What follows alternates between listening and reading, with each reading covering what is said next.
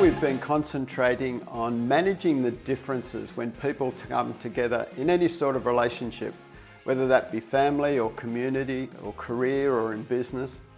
And one of the differences that is one of the hardest to control is a very practical person being involved with a somewhat emotional person. There's not right or wrong, but the two need to be brought together in a positive way. They can be very trying, the differences with these two. Communication, and communication particularly of expectations, is vital. And for this to happen well, it's really important to have a third party, just like your mentor or your group trainer, or maybe a close third party who understands both of you and can help you work through that. But there's a couple of key things I want to leave you with today. The first one, in relation to the practical person, they're always looking at what can be better.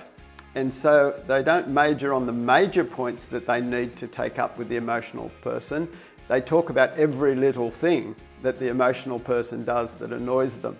And so when they do need to address something that's important, there's been so much criticism that the emotional person is not listening.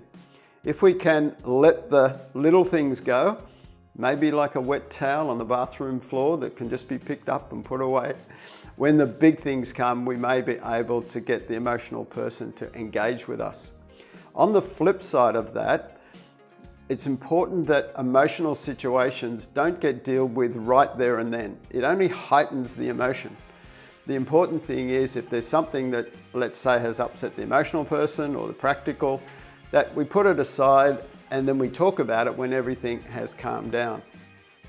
A good example of this is in my own life. I had a relationship with a particular real estate person, and there was a company that was buying something through this agent, and I was leading that negotiation.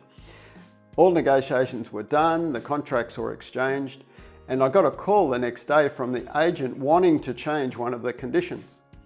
And when I said, well, we can't do that, there's unconditional contracts already exchanged, this person was very emotional and blew up on the phone. And I just ended the call, and a couple of days later, the agent rang me again on another matter, which we talked through and got that sorted out. And I said to him, can we just go back to Monday night? I was confused at your yelling at me on the phone. We've had a great relationship. I hadn't done anything wrong. And he profusely apologized and said, look, I'd had a bad day. I was in trouble with the owners of the property and I took it out on you. I'm sorry. If I'd have dealt with that on the phone that night, it would have exploded and could have ended up with a lack of relationship.